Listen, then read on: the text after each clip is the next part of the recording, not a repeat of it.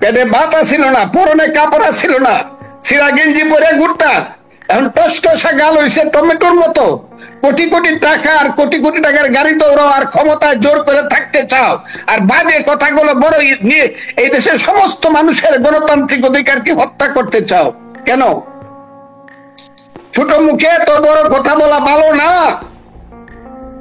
কাজে আমি আজকে আপনাদেরকে বলি, দেশটা যুদ্ধ করে স্বাধীন করছিলাম বইলা এইসব বাচ্চা বাচ্চা ছেলেমেয়েরা ছোট মুখে বড় কলা বলে, কিন্তু এদেশে কিন্তু গণতন্ত্র আসবেই। আমি মরে যেতে পারি, আমাকে গুলি করে মারতে পারে, কিন্তু গণতন্ত্র কিন্তু দেশে আসবেই। এবং এদের কারো জামানত বাঁচবে না। রিয়েল ইলেকশন হইলে পরে আমি চ্যালেঞ্জ করে দিলাম, বাংলাদেশ একটা সাংঘাতিক এমন একটা জিনিস একদল লোকের হাতে পড়ছে, যারা এদের কথা বলার ভাষাটা হলো মিথ্যা কথা বলা। এরা এরা মানুষের সামনে কথা বলে ফাঁকিবাজি কথা, টাউটের মতো রাজনৈতিক টাউট পাটপাররা আজকে বাংলাদেশের সামনে আসছে, এদের হাতে দেশ। এটা মনে হয় আত্মহত্যা করার মতো অবস্থা আসছে মানুষের। এরা কারা? যারা বলতে চায় বাংলাদেশে ইলেকশন 20 বছর পরে হবে, 15 বছর পরে হবে, মিনিমাম 10 বছর পরে হবে। ওই সব ছেলে পেলেরা এখন তো বুঝে যাচ্ছে এরা যে দলটা করছে এটা তো হইলো জামাতে ইসলামের তরুণ দলের এক্সটেনশন। জামাতে ইসলামের একটা দল আছে ছাত্রদের শিবির, এবং জামাত ইসলাম জানেন নিজের নামে জীবনে কোনোদিন ক্ষমতায় আসবে না যতদিন মুক্তিযুদ্ধ কথাটা থাকবে। পৃথিবীর ক্যালেন্ডারে 1971 সন যতদিন লেখা থাকবে ততদিন জামাত বাংলাদেশের স্বাধীন বাংলাদেশে ক্ষমতায়, যদি পরাধীন হয় সেটা ভিন্ন কথা, স্বাধীন বাংলাদেশের ক্ষমতায় আসবে না। কাজেই তারা বিভিন্ন ক্যামোফ্লেজ করে রং বেরঙের দল সাজাচ্ছে, এবং তাদেরই একটা তরুণ দলের নাম হইল যে এই যে নাগরিক পার্টি, না জাতীয় নাগরিক, এটা হলো তাদের তরুণ দল, এটা হলো তাদের ফেস। এই ফেসের মাধ্যমে এখন বাংলাদেশের সমস্ত কথাবার্তা বলাবে এবং বাংলাদেশের স্বাধীনতা সার্বভৌমত্বের সর্বনাশ করবে। এই কথাটা আমি বলে দিলাম, কারণ এরা যে ধরনের কথা ওই ফুল দিতে গিয়া বলে, এরা ফুল দিতে গেল কেন? এরা কি বাংলাদেশ বিশ্বাস করে? বাংলাদেশ বিশ্বাস করলে কি এরা কি বলে সেকেন্ড কি রিপাবলিক এত থাকে না? আমি তো উম্মি মানুষ, লেখাপড়া জানি না তো। সেকেন্ড কি সেকেন্ড রিপাবলিক বলে, সেকেন্ড রিপাবলিক, হ্যাঁ সেকেন্ড রিপাবলিক বলে। ওই বেটারা সেকেন্ড রিপাবলিক তো পাকিস্তান, ওখানে যাস না কেন? ওই করাচি যা, লাহোর যা, রাওয়ালপিন্ডি যা, ইসলামাবাদ যাই, হ্যাঁ নাকি? আল্লাহ রে ছেলেরা, তোমাদেরকে কে যে কি শিক্ষা দেয়? বাংলা ইংরেজি গুলা শিখছো, সুন্দর সুন্দর ইংরেজি, হ্যাঁ? তুমি তো স্বীকারই করো না বাংলাদেশে একটা সংবিধান আছে, যে কারণে তুমি বলো গণপরিষদ ইলেকশন হবে। আরে বাবারা, গণপরিষদ রিয়েল গভর্নমেন্ট থাকতো তোমাদের নামে মামলা হইতো, দেশদ্রোহিতার মামলা হইতো। ওই স্বীকারই করো না। সেকেন্ড রেভলিউশন সেকেন্ড রিপাবলিক চাও, আর অর্থাৎ এইটা কোনো দেশ না, তোমরা দেশে কোনো সংবিধান নাই, তোমরা গণপরিষদ ইলেকশন দিয়ে সংবিধান কি বুঝাইতে চাও আমাদেরকে? ও বাবারা, কোন বৃন্তের ফুল তোমরা? তোমাদের পারিবারিক বৃন্ত কোনটা? তোমাদের গাছের শিকড় কোথায়? তোমাদের বাপ দাদারা কি মুক্তিযুদ্ধে গেছিল? একটু লিস্টটা দেও আমাদেরকে, নাহলে আমাদের লিস্টটা নেও। আমরা কারা? এগুলা কি করতেছো? মানুষকে এত অপমান করতেছো, দেশকে এত অপমান করতেছো কেন? তারা বলতেছে যে 72-এর সংবিধান ওটা ছুঁড়ে ফেলে দিতে হবে, নতুন সংবিধান করতে হবে, এবং তার জন্য গণপরিষদের নির্বাচন করতে হবে।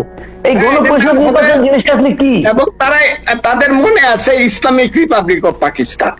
ওই যে পাকিস্তানের জামাতের আমির, তার নাম হইল হাফিজ নাইমুর রহমান। সে তার কাউন্সিলে বলছে যে পূর্ব পাকিস্তানের আমাদের ভাইয়েরা এখন তাদের ভুল বুঝতে পারছে, তারা বাংলাদেশ বানাইছিল, এখন তারা এটা চায় না, এখন আমাদের সাথে এসে মিল হবে, আপনারা রেডি হন। ওই ওদের সাথে হলো ওদের মিল। আমি বলছি বইলা অনেক কিছু আমার হয়ে যেতে পারে, কিন্তু আমি কথাগুলো বইলে গেলাম।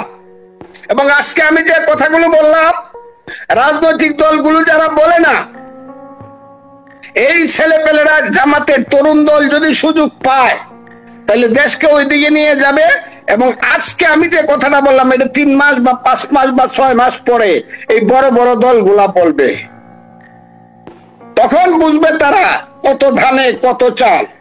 দেশ ওই দিকে যাচ্ছে। ওই যে একটা ছেলে মাহফুজ আলম বলে রাখছে, দেশ গৃহযুদ্ধের দিকে যাবে। তারা এই দেশটাকে বাংলাদেশ রাখতে চায় না। বাংলাদেশ নামটা যদি কোনো কারণে বিপদে পড়ে রাখতেও চায়, তাহলে মুক্তিযুদ্ধের কোন ধরনের স্ট্যান্ড পয়েন্ট, নীতি, আদর্শ কোনো কিছু তারা রাখতে চায় না, সব শেষ করে দিতে চায়। কারণ তাদের পূর্বপুরুষরা মুক্তিযুদ্ধের বিরুদ্ধে ছিল এবং তারা ওই অপমানের গ্লানির প্রতিশোধ নিচ্ছে এখন একটা সময় এবং সুযোগে। এবং এটার জন্য সবচেয়ে দায়ী হলো হাসিনা, তার সরকার। গত 15 বছরে মানুষের উপরে যে অত্যাচার অবিচার করছে, ফ্যাসিজম চালাইছে, মানুষের গণতান্ত্রিক অধিকারকে হত্যা করছে, তাদের আজকে এমন বিচার হওয়া উচিত। যারা গত 15 বছর দেশ চালাইছে, তারা, আমি যে বলতাম, আমি সবসময় শেখ হাসিনা আপনি নিজে ধ্বংস হবেন, আপনার নিজে ডুববেন, আপনার মহান পিতাকে ডুবাবেন, দেশকে ডুবাবেন এবং দলকে ডুবাবেন, এটা এবং আজকে সত্যে পরিণত হয়েছে। এখন আমাদের মতো লোকের ফাইট করতে হয়, আমি কিন্তু বিএনপি হিসাবে ফাইট করতেছি না, বিএনপি হিসাবে আমাদের দলের নেতারা ফাইট করতেছে।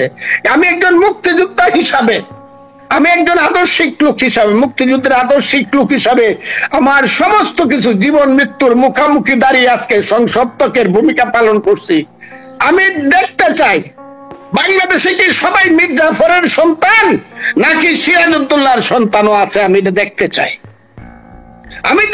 চাই এই বাংলাদেশে কি সবাই সাম্প্রদায়িক অমানসিক শক্তি না ধর্ম নিরপেক্ষ গণতান্ত্রিক শক্তি, অসাম্প্রদায়িক শক্তি, মানুষের শক্তি। শোনো হে মানুষ ভাই, সবার উপরে মানুষত্ব, এই শক্তি আছে কিনা এটা দেখতে চাই। যদি না দেখতে চাই, একদিন বিষকায়ে মরে যাম যদি একা একা হই। যদি মানুষ না থাকে সাথে, যে আমি যদি ভুল হই, যে মুক্তিযুদ্ধ করে ভুল করি নাই, কিন্তু তারা যদি প্রমাণ করতে পারে আমি মুক্তিযুদ্ধ করে ভুল করছিলাম, সেদিন আমি আত্মহত্যা করব। আমার এখন আর সহ্য হয় না। ইউনূস সাহেব কেন পা দিছেন, আমি কিন্তু শেষ পর্যন্ত আমি চট্টগ্রামের খবরও নিব, কিন্তু কার কি জন্মগত অবস্থান, কার কি পারিবারিক অবস্থান, কার কি মুক্তিযুদ্ধের রাজনৈতিক, এইগুলা কিন্তু নিব।